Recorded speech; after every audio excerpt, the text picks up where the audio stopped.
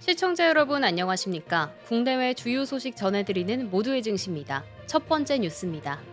한국은행이 추진해오던 중앙은행 디지털 화폐 2차 실거래 테스트가 사실상 중단됐습니다. 지난해 1차 테스트까지 진행되며 본격화되는 듯했던 CBDC 실험이 당초 연말 개시를 목표로 했던 2차 실거래 테스트를 앞두고 멈춰섰습니다.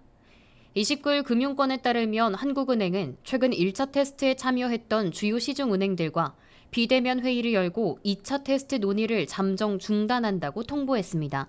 회의에서는 법제화와 정책 방향이 정리된 이후 재논의하겠다는 입장을 전달한 것으로 알려졌습니다. 이번 결정의 배경에는 막대한 비용 부담을 호소한 참여 은행들의 목소리와 함께 국회를 중심으로 활발히 진행 중인 스테이블 코인 입법 논의가 결정적인 영향을 미친 것으로 보입니다.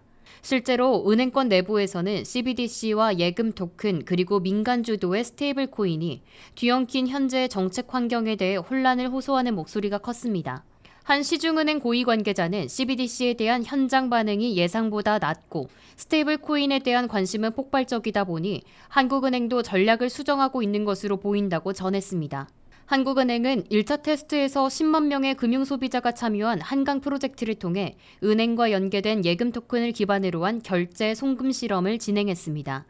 하지만 참여 은행들이 전산 개발, 마케팅 등으로 수십억 원의 비용을 들였음에도 불구하고 후속 계획이 불투명하자 내부에서 회의론이 확산됐습니다. 일부 은행들은 장기적인 로드맵이 먼저 제시되지 않으면 추가 비용 부담은 어렵다는 입장을 밝히기도 했습니다. 이에 대해 한국은행은 비용 일부를 지원하겠다는 뜻을 내비쳤지만 실질적인 추진 동력을 회복하는 데는 실패한 것으로 풀이됩니다. CBDC 프로젝트가 보류된 가운데 주요 시중은행들은 스테이블 코인 발행에 더 큰 무게를 두고 움직이고 있습니다. 은행 간 컨소시엄을 구성하거나 블록체인 및 핀테크 기업들과의 협업을 준비하며 관련 입법화에 발맞춰 전략을 재편한다는 분위기입니다. CBDC 테스트는 완전히 종료된 것은 아니지만 현재로선 최소한 내년 상반기까지는 논의가 제기되기 어려울 것이라는 관측이 우세합니다.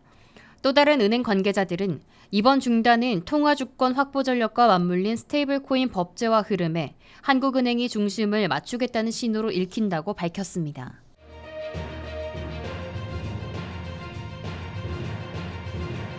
(9조 원) 규모의 K2 흑표전차 2차 수출 계약이 폴란드와의 조율 난항으로 계속 차질을 빚어왔지만 이르면 7월 초 최종 계약이 성사될 가능성이 커지고 있습니다.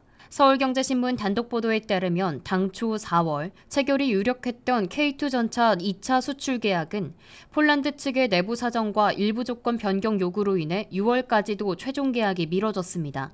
현대로템은 기술 이전 및 현지 생산 조건을 포함한 폴란드 측의 협상 요청에 따라 3개월 넘게 조율을 이어왔고 현재는 이용배 현대로템 사장이 직접 폴란드 현지를 방문해 마지막 협상에 임하고 있습니다. 특히 이번 계약은 폴란드 정부, 국영방산그룹 PGG, 그리고 현대로템이 함께 서명하는 3자 계약 방식으로 계약 규모는 약 67억 달러, 우리 돈으로 약 9조 1,500억 원에 달합니다. 당초 협상 지연으로 인해 60억 달러 수준까지 낮아졌던 계약 규모는 기술 이전 조건을 충족시키면서 다시 상향된 것으로 전해졌습니다. 이번 2차 계약 역시 180대 규모로 2022년 1차 계약과 동일한 수량이지만 계약 금액은 2배 이상 증가했습니다. 1차 계약 당시 117대는 한국에서 63대는 폴란드 현지에서 생산하는 방식이었으며 이번에도 유사한 구조가 적용될 것으로 보입니다. 폴란드 내부의 계약 승인 절차는 이미 마무리됐고 현재는 양국 정부가 계약 발표 시기를 조율하고 있는 상황입니다. 이에 따라 빠르면 7월 초 또는 중반께 최종 계약이 체결될 가능성이 큽니다. 방산업계는 이번 계약이 이재명 정부 출범 이후 처음으로 성사되는 대규모 방산 수출이라는 점에서 의미가 크다고 보고 있습니다. 특히 2022년 윤석열 정부 당시 체결된 124억 달러 규모의 기본 계약에 이은 2차 수출 성사로 한국 방산 수출의 연속성과 전략적 중요성이 다시금 부각되고 있습니다. 전문가들은 폴란드 정부가 한국의 정권 교체 이후 신중한 접근을 택하고 있다는 점을 주목하며 고위급 외교 채널을 통한 마무리 조율이 필요하다고 강조하고 있습니다. 실제로 대통령 특사 파견이나 정상 간 통화 등을 통해 한국 정부의 의지를 보여줄 필요성이 제기되고 있습니다. 정부 관계자는 현재 폴란드 내 의사결정은 마무리됐으며 이제는 계약 발표 시점을 두고 양국 간 최종 조율이 진행 중이라며 조만간 좋은 소식이 있을 것이라고 전했습니다.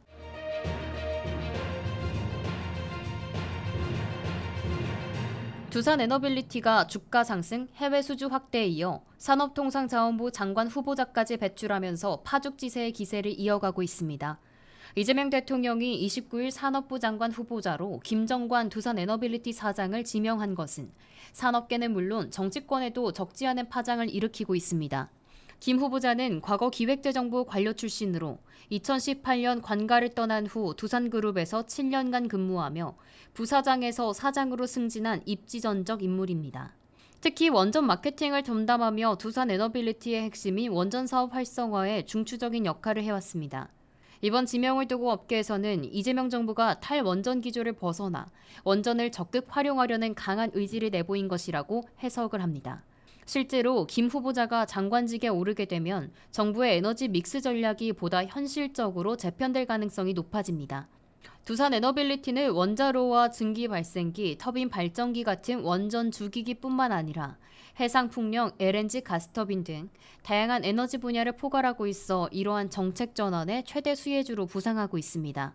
올해만 해도 체코 드코바니 원전 26조 원 규모의 수주를 포함해 총 4조 3천억 원 규모의 가스 복합발전소 해외 수주를 따냈고 최근에는 베트남 국영기업과 9천억 원 규모의 오몬포 발전소 건설 계약도 체결했습니다. 이에 따라 두산에너빌리티는 가스터빈 연간 생산 능력을 6대에서 8대, 최대 20대까지 확대하고 소형 모듈 원전 생산 능력도 20기까지 늘리는 계획을 세우고 있습니다. 실적 면에서도 고공행진입니다. 지난해 7조 4천억 원이었던 매출은 2029년까지 11조 3천억 원으로 영업이익은 2,436억 원에서 1조 원을 돌파하는 목표를 세운 상태입니다. 주가 또한 폭발적인 상승세를 보이고 있습니다. 지난해 말 17,550원이었던 주가는 6월 27일 기준 65,800원으로 약 4배 가까이 뛰었고 시가총액도 11조 원대에서 42조 원대로 증가하며 두산그룹의 위상도 함께 상승했습니다. 현재 두산그룹은 공정자산 기준 재계 18위지만 시가총액 기준으로는 7위에 올라섰습니다. 김정관 사장의 장관 지명 발표 이후 첫 거래일인 오늘 두산에너빌리티 주가가 어떤 반응을 보일지에 대한 투자자들의 관심도 집중되고 있습니다.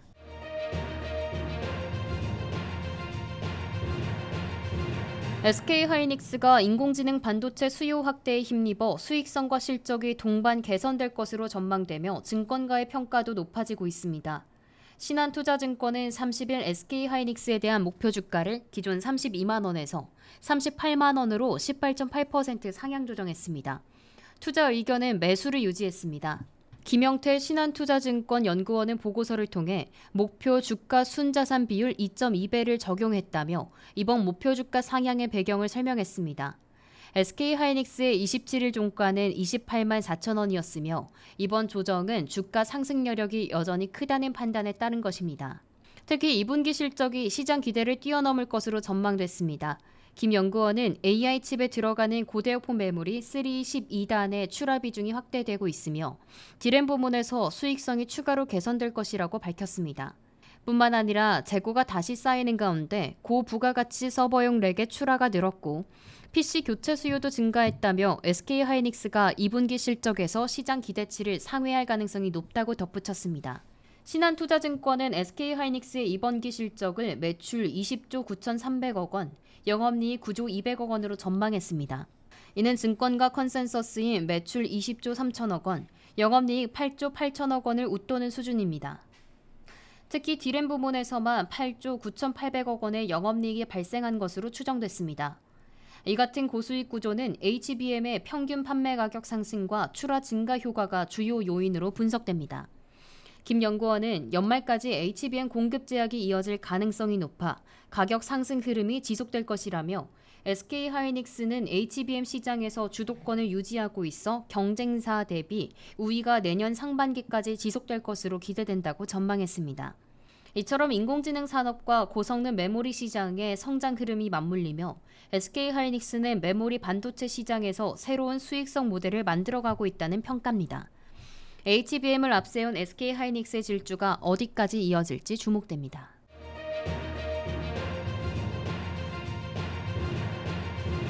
국내 철근 생산 1위 업체인 현대제철이 7월 한 달 동안 주요 생산 기지를 잇따라 중단하며 감산효과 극대화에 나섰습니다.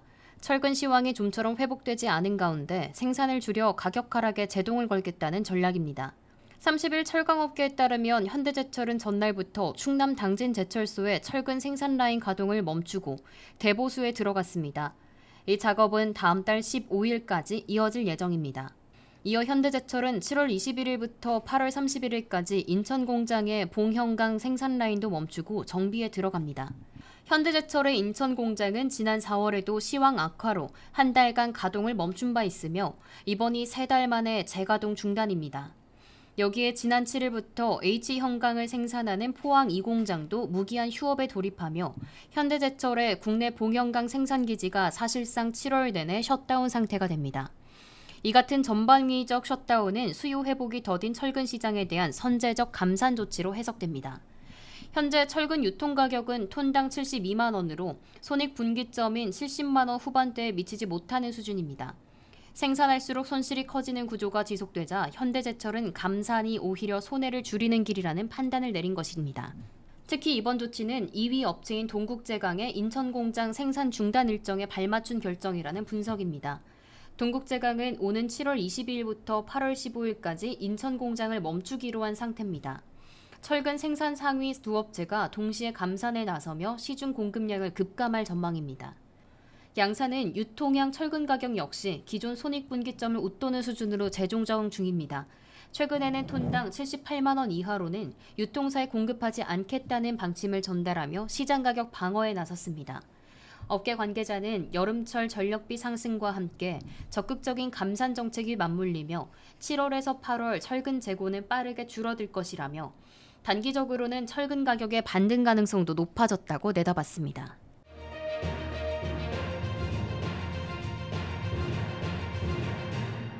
정부가 제11차 전력수급 기본계획에 따라 추진 중인 신규 원전 2기 건설 계획이 예상보다 늦춰질 것으로 보입니다. 당초 연말까지 부지 선정을 마무리하겠다는 한국수력원자력의 구상이 여당 내 여론과 행정조직 개편 등의 변수에 직면하며 차질이 불가피하다는 전망이 제기되고 있습니다. 11차 전력수급 기본계획은 문재인 정부 당시 탈원전 정책기조 이후 10년 만에 나온 신규 원전 건설 계획으로 이재명 정부가 추진력을 실을 방침이었지만 연말까지 부지를 확정하겠다는 일정은 쉽지 않아졌습니다.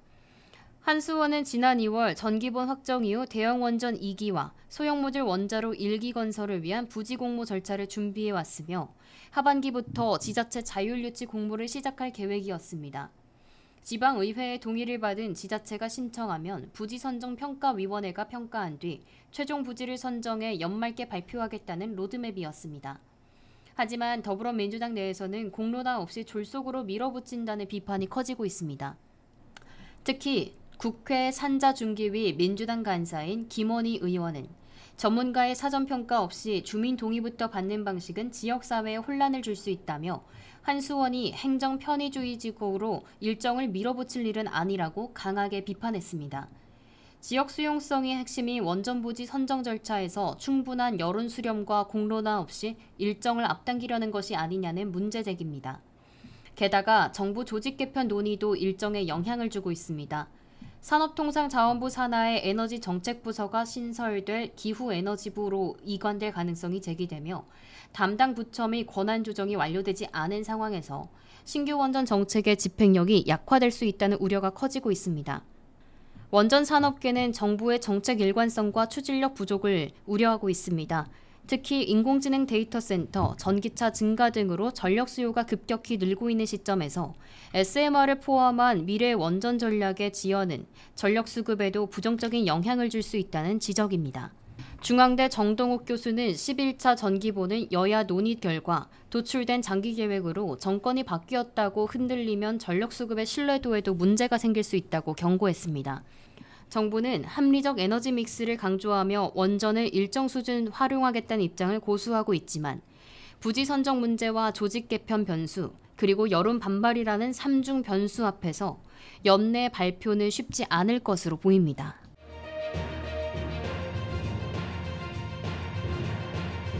하나오션이 대우조선해양 시절 발생한 불법 점거 사태로 인한 손해배상 청구 소송을 취하할 움직임을 보이고 있습니다. 2022년 조선손해 드라이독 점거로 약 8,100억 원 규모의 손실이 발생했던 사건에 대해 노사 간 갈등을 해소하고 향후 협력 기반을 강화하겠다는 전력입니다. 30일 조선업계에 따르면 하나오션은 금속노조 거제통영 고성 조선하청지회와 지난 18일 상여금 50% 인상 등의 단체 협약에 합의한 것을 계기로 470억 원대의 손해배상 청구 소송을 취하하는 방향을 검토하고 있습니다. 전제 조건은 하청 노조 측의 재발 방지 약속과 공식 사과입니다.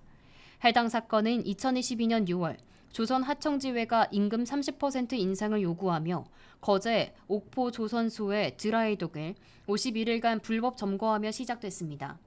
생산 중단으로 인한 납기 지연과 손해는 당시 대우조선해양의 수익성에 막대한 타격을 줬고 소송은 그해 8월 노조 간부 5명을 상대로 제기됐습니다. 하나오션은 지난해 하나그룹에 인수되며 흑자 저단에 성공했지만 여전히 3년 전 파업의 여진이 실적에 반영되고 있는 상황입니다. 실제로 2023년 매출은 10조 7,760억 원으로 전년 대비 45.5% 증가했지만 영업이익률은 2.2% 그쳤습니다. 이는 같은 해 삼성중공업이 기록한 5.1%의 영업이익률에 비해 낮은 수준입니다. 업계는 파업으로 인한 공정 지연이 선박 인도 지연으로 이어지고 이로 인해 잔금 유입이 늦어지며 수익 반영이 늦춰졌다고 분석합니다. 여기에 대우조선해양 시절 수주한 저가 선박 물량이 아직 남아있는 것도 수익성 개선의 걸림돌로 지목됩니다. 다울투자증권에 따르면 하나오션의 수주 잔고 가운데 약 29%는 수익률이 1에서 4% 수준이거나 적자인 선박으로 구성되어 있는 것으로 추정합니다. 다만 하나오션은 하반기부터 수익성이 본격 개선될 가능성이 크다는 관측도 나옵니다.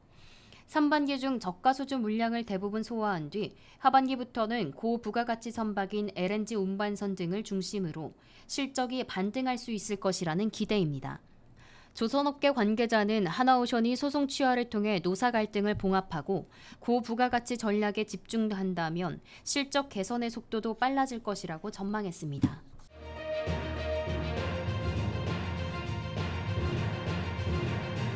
삼성전자의 2분기 잠정 실적 발표가 초읽기에 들어가며 시장의 관심이 쏠리고 있습니다.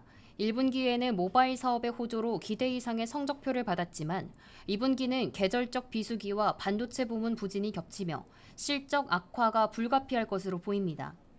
그러나 하반기에는 고대역폭 메모리 공급 확대 등으로 실적 반등이 예상되며 2분기 저점론이 힘을 얻고 있습니다. 29일 업계에 따르면 삼성전자는 다음 주 초 2분기 잠정 실적을 발표할 예정입니다. 시장 조사업체 FN가이드가 집계한 컨센서스에 따르면 삼성전자의 2분기 매출은 76조 6,447억 원, 영업이익은 6조 8,167억 원으로 예상됩니다. 매출은 전년 동기 대비 소폭 증가하지만 영업이익은 약 35% 감소할 것으로 보입니다. 특히 일부 증권사들은 최근 실적 전망을 하향 조정하고 있습니다. KB증권은 삼성전자의 2분기 영업이익을 6조 원으로 다울투자증권과 대신증권은 각각 6조 2천억 원, 6조 1천억 원으로 전망하며 1분기보다 낮을 것으로 예측했습니다. 2분기 실적이 주춤할 것으로 보이는 주요 원인은 MX 사업부의 계절적 비수기입니다. 갤럭시 S 시리즈의 주력 모델은 보통 1분기 초에 출시되며 이에 따라 매출은 1분기에 집중됩니다. 올해 1월 출시된 갤럭시 S25 시리즈는 AI 기능 강화와 고성능으로 호평받으며 1분기 MX 부문 영업이익을 4조 3천억 원까지 끌어올렸지만 2분기에는 그 효과가 크게 줄어들 것으로 보입니다. 반도체 부문도 여전히 회복에는 시간이 필요한 상황입니다. HBM 출하 지연, 파운드리의 적자 지속, 원화 강세 등의 영향으로 2분기 DS 부문 영업이익은 2조 원에 머물 것으로 전망됩니다. 특히 비메모리 부문은 여전히 적자를 면치 못하고 있습니다. 그러나 업계는 3분기부터는 반등이 본격화될 것으로 기대하고 있습니다. 삼성전자가 HBM3 12단 제품의 AMD 납품을 성사시키며 기술력을 입증했고 하반기에는 최대 고객사인 엔비디아로의 공급 가능성도 높아지고 있습니다. 이는 향후 실적 개선에 결정적인 역할을 할 전망입니다.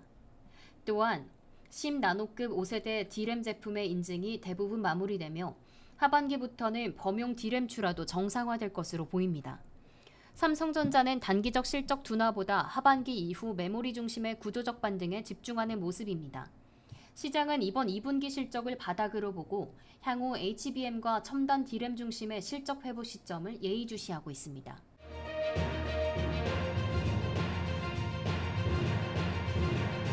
포스코홀딩스가 국내 기업 최초로 미국 현지에서 2차 전지 핵심 원료인 리튬을 직접 생산하는 실증 사업에 나섭니다. 이번 행보는 북미 공급망 확보와 함께 미국 내 통상 리스크를 선제적으로 대응하려는 포석으로도 해석됩니다. 30일 포스코홀딩스는 호주 자원개발 기업 앤슨리 소시즈와 함께 미국 유타주에서 리튬 직접 추출 기술 실증을 위한 데모 플랜트 구축 및 운영을 골자로 한 양해각서를 체결했다고 밝혔습니다.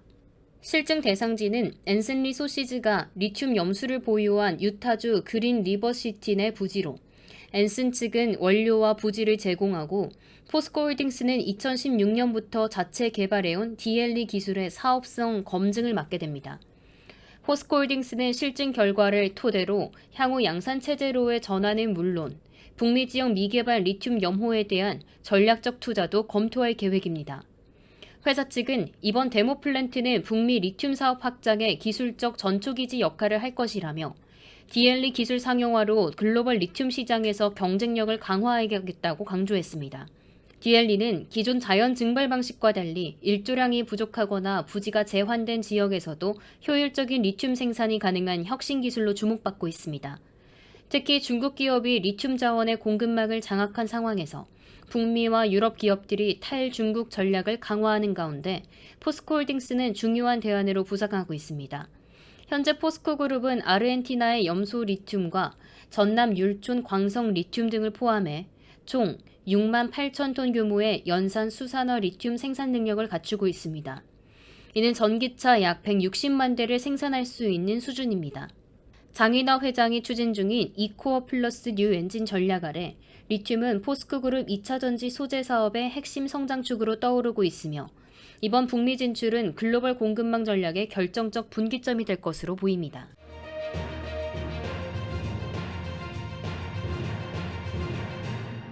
부실보험사로 지정된 MG손해보험의 계약 이전을 위한 금융당국의 가교보험사 설립 방침에 맞서 MG손보 노동조합이 전 직원 단식 투쟁에 나섰습니다.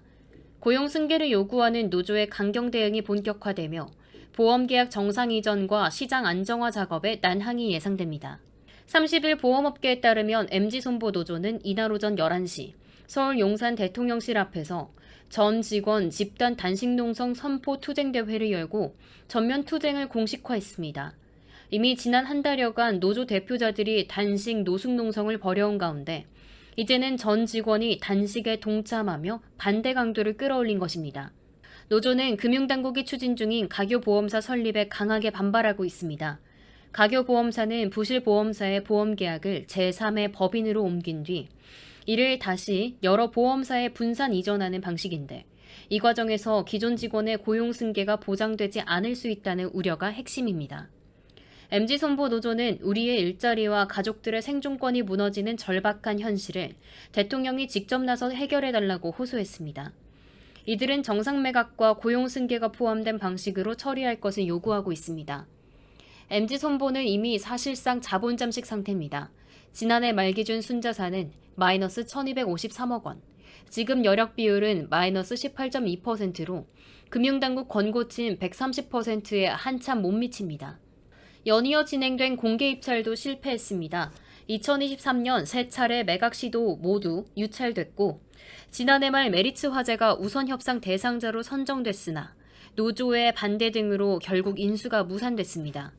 이에 금융당국은 더 이상 정상 매각이 어려운 상황으로 판단하고 5개 대형 보험사의 계약을 이전하는 가교보험사 모델을 선택했습니다. 이는 소비자 보호와 시장 안정화를 위한 최소한의 조치라는 입장입니다. 금융당국 관계자는 MG손보가 더 이상 스스로 운영 비용을 감당할 수 없는 구조이기 때문에 가교보험사 외에 다른 해법은 없다며 다만 노사 간 협의 노력을 병행하겠다고 말했습니다. 그러나 노조는 정부의 일방적인 구조조정 방식에 반발하며 투쟁을 이어갈 방침입니다. 가교보험사가 현실화되면 보험계약 이전은 가능해지겠지만 고용 갈등이라는 새로운 변수가 시장에 부담으로 작용할 수 있다는 분석도 나옵니다.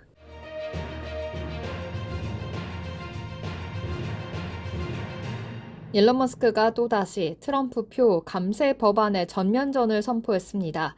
28일 머스크는 자신의 SNS X에 상원의 법안 초안은 미국 내 수백만 개 일자리를 파괴하고 나라에 전략적으로 막대한 피해를 줄 것이라며 완전히 미친 짓이고 파괴적이라고 강도 높게 비판했습니다. 문제 삼은 법안은 도널드 트럼프 대통령이 주도 중인 감세 중심의 이른바 하나의 크고 아름다운 법안, 전통 산업에는 혜택을 주면서도 전기차, 태양광 풍력 등 미래 산업에는 오히려 과세를 강화한다는 지적입니다. 머스크는 한 이용자가 아직 착공도 안 한 신재생 에너지 프로젝트에 세금 폭탄이 예고됐다고 올린 글도 공유하면서 우회적 불만을 더했습니다.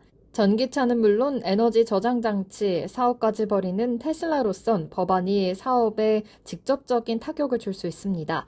앞서 머스크는 트럼프 대통령과 충돌 끝에 지난 11일 대통령에 대한 게시물을 후회한다며 유화적인 태도를 보였지만 불과 2주도 안 돼 다시 공격적으로 돌아섰습니다. 그간 트럼프 정부에서 정부 효율부 수장으로 일하며 연방 지출 삭감에 관여했던 머스크. 이번 발언은 단순한 정책 비판을 넘어 또 한 번의 트럼프와의 전면전을 예고한 셈입니다.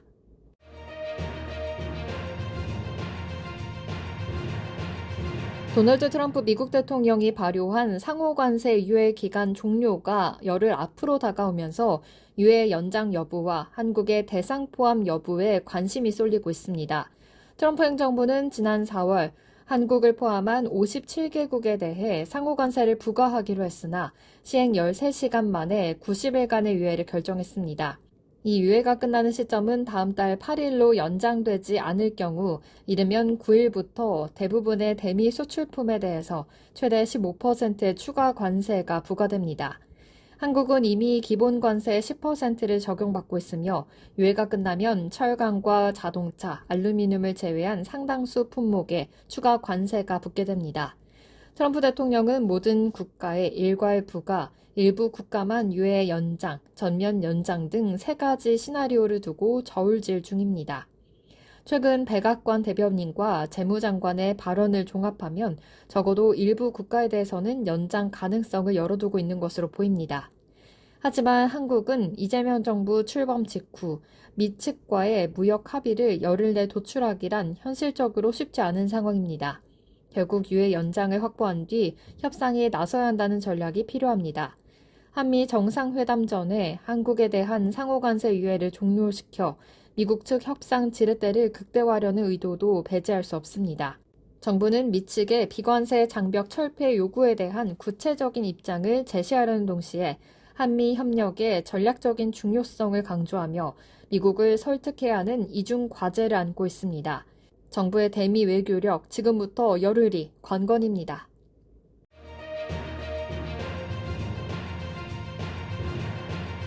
리플과 미국 증권거래위원회 SEC의 소송전이 마침내 끝났습니다. 4년 가까이 이어졌던 XRP의 증권선 논란은 이제 종지부를 찍게 됐습니다. 리플은 27일 SEC와의 항소를 철회한다고 공식 발표했습니다. SEC 역시 항소를 취할 예정입니다. 리플의 브래드 갈링하우스 CEO는 긴 분쟁을 마무리하고 이제 가치 인터넷 구축에 집중할 것이라고 밝혔습니다. 앞서 미 지방법원은 리플과 SEC가 제출한 명령 변경 요청을 기각했고 벌금 감면 요청도 받아들이지 않았습니다. 이로써 리플은 기존 판결을 수용하게 됐고 약 1억 260만 달러, 우리 돈으로 하면 약 1,420억 원을 벌금으로 내게 될 것으로 보입니다. 특히 이번 판결로 기관 투자자 대상의 XRP 판매는 증권으로 간주되지만 일반 투자자들의 XRP 거래는 여전히 증권이 아니라는 기존 판단이 유지돼 소매 투자자의 거래는 계속 허용됩니다. SEC의 항소 철회는 몇 주 내 공식화될 예정이며 이로써 추가적인 법적 절차 없이 리플과 SEC의 싸움은 마침표를 찍게 됐습니다.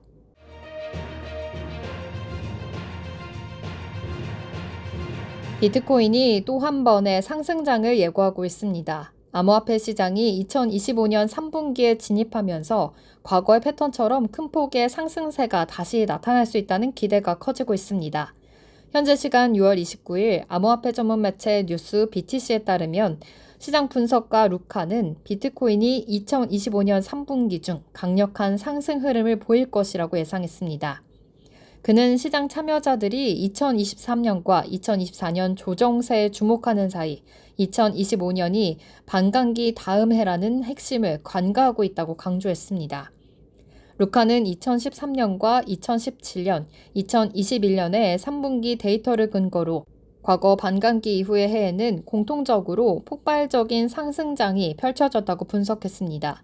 2013년 7월 100달러 미만이었던 비트코인은 11월 680달러를 돌파했고 2017년에는 2,800달러대에 시작해서 연말 16,000달러를 넘어섰습니다. 2021년에는 39,000달러 수준에서 출발한 가격이 69,000달러까지 급등했습니다. 최근 비트코인은 10만 달러 아래로 조정됐다가 다시 반등세를 보이고 있으며 루카는 이 흐름이 오히려 본격적인 강세장을 앞둔 건강한 조정일 수 있다고 분석했습니다. 그는 기술적인 분석을 바탕으로 이번 상승 사이클의 정점이 14만에서 16만 달러 구간이 될 수 있다고 밝혔습니다. 현재 가격 대비 최대 약 49%의 상승 여력이 있는 셈입니다. 이 목표가 3분기 말까지 실현될 가능성도 제기되며 피보나치 확장 비율 등 다양한 기술적인 근거가 이를 뒷받침한다고 설명했습니다.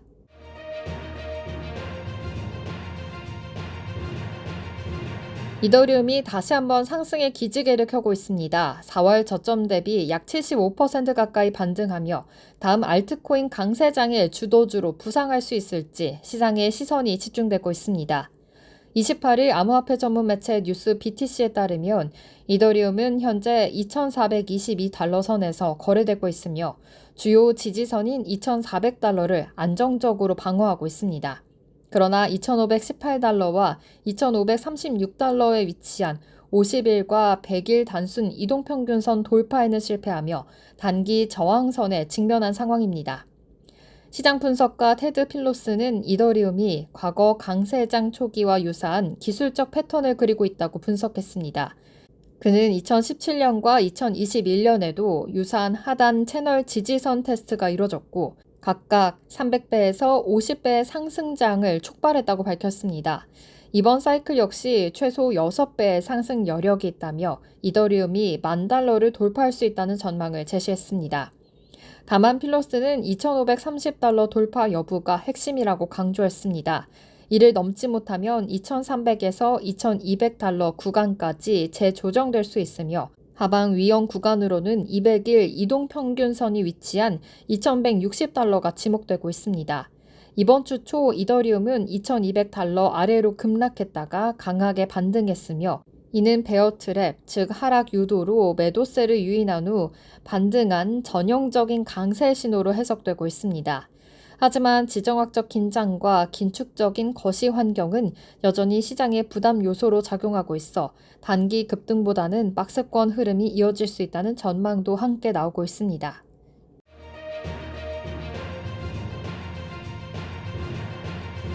XRP와 솔라나의 현물 ETF 승인을 둘러싼 시장의 기대감이 엇갈리고 있습니다.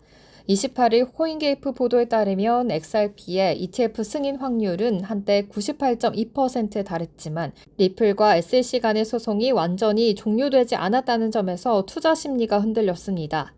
리플이 항소를 철회했지만 SEC가 아직 공식적으로 항소를 철회하지 않았기 때문에 법적 불확실성은 남아있는 상황입니다.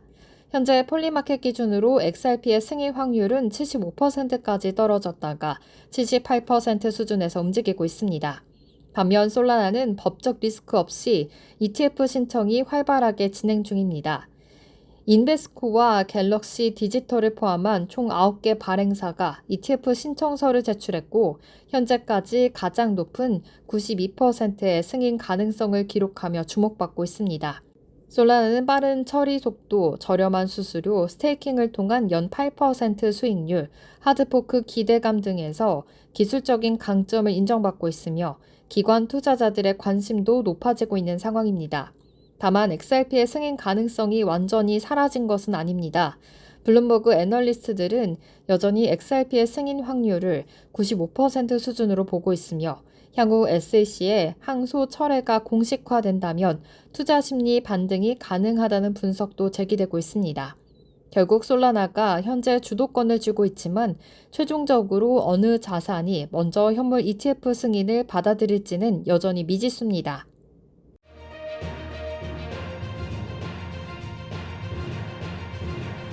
금융당국이 수도권 주택담보대출 한도를 6억 원으로 제한하는 고강도 대출 규제를 본격 시행하면서 주요 시중은행과 인터넷은행들이 비대면 대출 창구를 일제히 닫았습니다. 29일 금융권에 따르면 KB국민, 신한, 하나, 우리은행 등 주요 시중은행은 물론 지방은행과 인터넷은행까지 포함한 전 금융권이 주택담보대출 및 신용대출, 마이너스 통장 신규 대출의 모바일 접수를 모두 중단한 상태입니다. 은행 앱을 통해 대출을 시도하면 가능한 대출 건수가 모두 소진됐다. 가계부채 관리 강화에 따라 비대면 대출 접수가 제한된다는 알림창이 뜨고 있습니다. 이는 새로 적용된 규제를 반영하기 위해 전산 시스템을 재설계하고 테스트하는 물리적 시간이 필요하기 때문입니다. 은행권 관계자는 전산 반영과 안정화에 최소 2일에서 3일이 걸릴 것이라며 이번 규제가 전 금융권에 일괄 적용될지 개별 금융사 기준으로 적용될지도 아직 확정되지 않았다고 밝혔습니다. 문제는 실제 시장 구조입니다. 신용대출의 80%, 주담대의 약 10%가 비대면 채널을 통해 이뤄지고 있는 상황인데요. 특히 오프라인 지점이 없는 인터넷 전문은행은 사실상 개점 휴업 상태에 놓였습니다. 일각에서는 이번 규제를 계기로 가계대출 총량을 절반 수준까지 줄이려는 정부 기조가 이어질 경우 하반기에도 유사한 대출 중단 사태가 반복될 수 있다는 전망이 나옵니다. 금융당국은 오는 30일부터 신용대출 비대면 상품에 한해 재개하라는 방침을 내릴 예정이지만 일선 은행들 사이에선 적용까지 최대 일주일 정도 시간이 걸릴 수 있다는 관측도 나옵니다. 전문가들은 실수요자 보호장치 마련이 시급하다고 지적합니다. 안동현 서울대 경제학과 교수는 실제 주거 목적의 수요자에게는 예외 조항을 적용하는 등 피해 최소화 조치가 필요하다고 밝혔습니다. 이번 조치로 당분간 금융 소비자들의 혼란이 불가피해 보이며 모바일 중심의 대출 시장 구조 전반에도 적지 않은 영향을 줄 것으로 예상됩니다.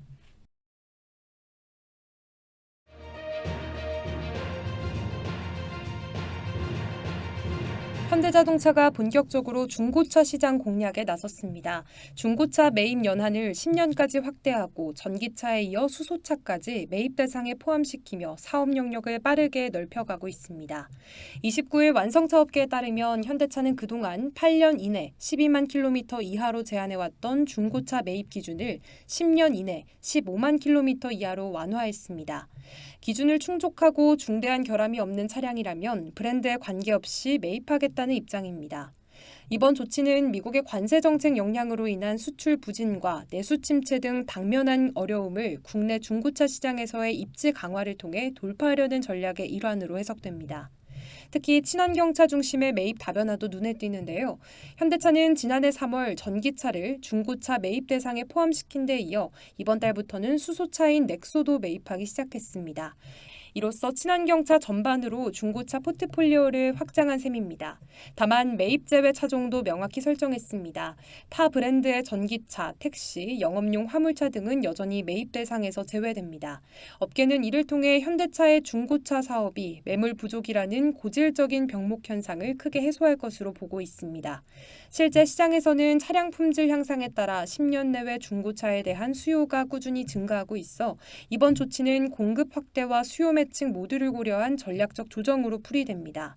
중고차 시장이 급속도로 성장하고 있는 가운데 현대차의 이번 행보는 기존 사업 한계를 뛰어넘어 신성장 동력으로 중고차 부문을 적극 육성하겠다는 신호탄으로 받아들여지고 있습니다.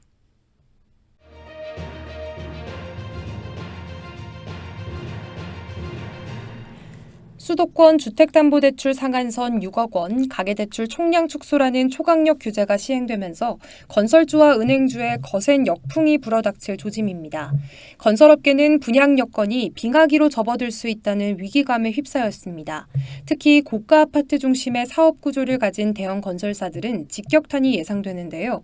실제 분양가 10억 원 이상 단지에 대한 실수요 대출이 원천 차단되면서 착공 지연과 미분양 리스크 확대가 현실화될 가능성이 커지고 있습니다. 은행권도 사정은 다르지 않습니다. 가계대출 총량이 기존 4조 원에서 2조 원으로 반토막 나면서 이자 수익 감소가 불가피한 상황입니다. 고금리 국면에서도 대출 자체가 묶이면서 수익성 압박이 가중되고 향후 대출 마진 축소, 이연 수요 이탈이 이어질 경우 은행주 전반의 밸류에이션 조정 가능성도 거론됩니다. 그러나 이런 규제 속에서도 기회 요인이 생기는 종목군도 존재합니다. 대표적으로 현금 자산이 풍부한 부동산 개발업체나 상업용 임대업체는 대출 없이도 신규 프로젝트에 착수할 수 있는 실탄을 보유한 만큼 위기 속 기회의 땅에 먼저 진입할 가능성이 있습니다. 시장에서는 레버리지 기반 건설사보다 자본 기반 임대업체로 자금이 이동할 것, 지방 공공분양이나 정책 지원형 민간 사업에 집중한 업체들이 상대적 수혜를 볼 수 있다는 분석도 나옵니다. 결국 이번 부동산 금융규제는 레버리지 중심의 고위험 종목을 솎아내고 보수적 재무구조를 갖춘 저평가 종목군에 투자 기회를 제공하는 섹터 구조 조정의 신호탄으로 작용하고 있습니다.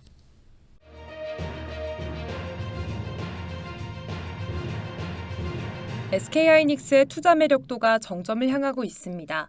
메모리 반도체 업황의 본격적인 회복세에 HBM 시장에서의 사실상 독점적 지위를 기반으로 실적 전망도 폭발적으로 개선되고 있습니다.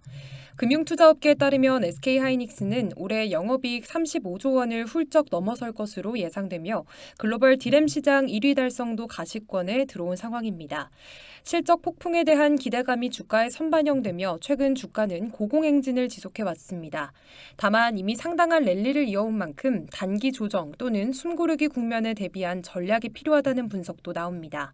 시장 전문가들은 분할 매수 전략이나 일정 수준의 가격 조정이 나타날 경우 적극적 매수 접근이 유효하다고 평가합니다. 한편 SK하이닉스는 최근 성과급 상한선을 기존 1000%에서 1700%로 대폭 상향하는 방안을 발표하며 기업 내부의 사기와 충성도 관리에도 강한 드라이브를 걸고 있습니다. 회사 측은 성과급 재원이 1,700%를 지급하고도 남을 경우 남은 재원의 50%를 임직원에게 추가 환급하겠다는 보상 구조도 함께 제안한 바 있습니다. 전문가들은 이 같은 제도 변화가 우수인재 유치, 조직 몰입도 강화, 장기 성장 전략과의 정렬이라는 측면에서 중장기 기업 경쟁력 강화의 핵심 축으로 작용할 수 있다고 보고 있습니다. 실적과 인력 모두에서 질주체제를 갖춘 SK하이닉스, 현재는 정점의 매력도를 반영한 만큼 가격과 타이밍 전략을 정교하게 조율해야 할 시점입니다.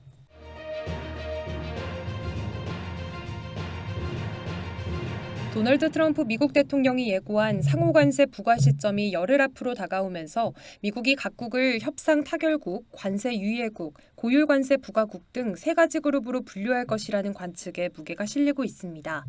트럼프 대통령은 27일 백악관에서 열린 기자회견에서 향후 일주 반 내에 혹은 그보다 앞서 미국에서 사업을 하기 위한 조건을 담은 서한을 각국에 발송하겠다며 이는 매우 빠르게 진행될 것이라고 밝혔습니다. 이어 그는 중국과는 협상을 마쳤고 영국과의 합의도 모두에게 좋은 결과였다고 전하며 현재 4개에서 5개 국가와 협상을 진행 중이라고 덧붙였습니다. 트럼프 대통령은 일부 국가가 미국을 속여 막대한 이익을 챙겼다며 이들에게는 높은 수준의 관세를 부과할 것이라고 경고했습니다. 스콧 베선트 미 재무장관도 비슷한 입장을 내놨습니다. 그는 하원 세입위원회에 출석해 협상에 선의를 보이는 나라나 EU 같은 무역 블록에는 관세 유예를 연장할 수 있지만 협상에 소극적인 국가는 그렇지 않다고 강조했습니다.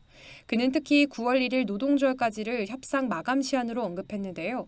이런 분위기 속에서 한국이 어느 그룹에 포함될지가 주요 관심사로 떠오르고 있습니다.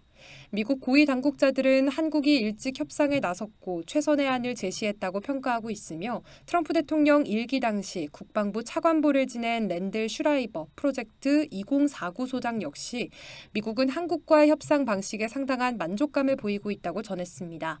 이 같은 정황으로 볼 때 한국은 관세 유예국으로 분류돼 9월 1일까지 추가 협상을 이어갈 수 있을 것이라는 낙관적인 전망이 나오고 있습니다. 그러나 신중론도 적지 않습니다. 트럼프 대통령이 무역 흑자가 큰 국가를 비판하면서 8대 무역 흑자국에 해당하는 한국도 고율 관세 부과 대상에서 배제되기 어렵다는 지적이 제기됩니다.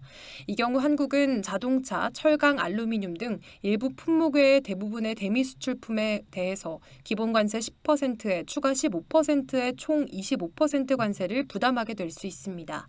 우리 정부 고위 관계자는 그간 정치적 환경으로 협상이 다소 늦어진 측면이 있으나 새 정부 출범 이후 미국과의 협상에 적극 임하고 있으며 선의를 갖고 있음을 강조하고 있다고 밝혔습니다. 그는 결정은 7월 9일 관세 유예 만료 시점을 전후해 트럼프 대통령이 직접 내릴 것으로 보이며 아직은 안심할 단계가 아니다라고 전했습니다. 전 세계 무역 질서가 새 판으로 짜이고 있는 지금 한국이 향후 관세 유예국으로 남을 수 있을지 아니면 고율 관세 대상이 될지 앞으로 남은 열흘간의 외교적 셈법이 중요한 시험대가 될 것으로 보입니다.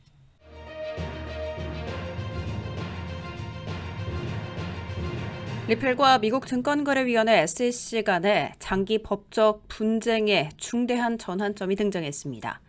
26일 뉴욕 남부지방법원의 아날리사 토레스 판사는 양측이 공동으로 요청한 지시적 판결, 즉 사건 조기 종결 요청을 공식 기각했습니다. 이는 리플이 $5천만 벌금에 합의하고 SEC도 항소를 철회하기로 한 양측 간 타협에 제동이 걸린 셈입니다. 토레스 판사는 당사자들이 법원의 최종 판결에 구속되지 않기로 합의할 권한은 없다며 사건 종결이 법적 요건을 전혀 충족하지 못했다고 강조했습니다.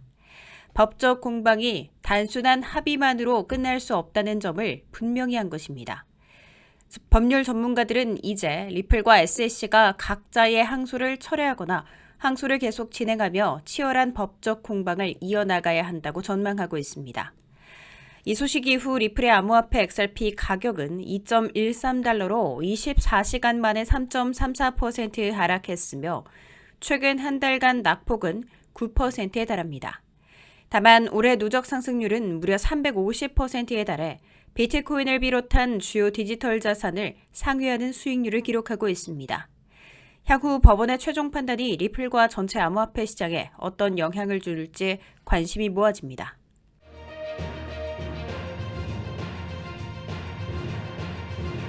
암호화폐 XRP의 향후 상승 시점에 대한 시장의 관심이 뜨겁게 달아오르고 있습니다.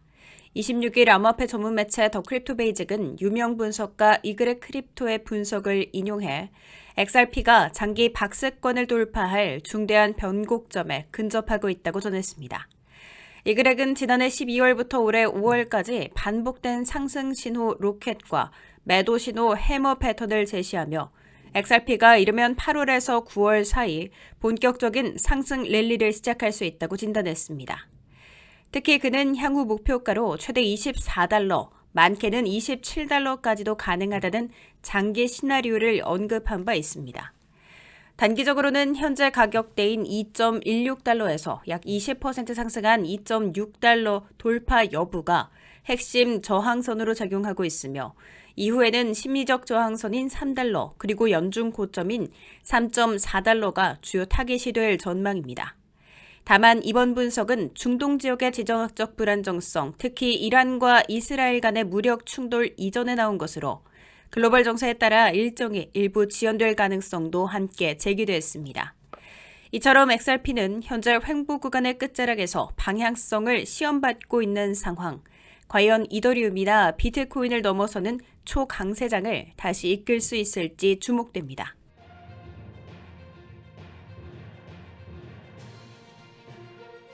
이상으로 모두의 증시 마칩니다.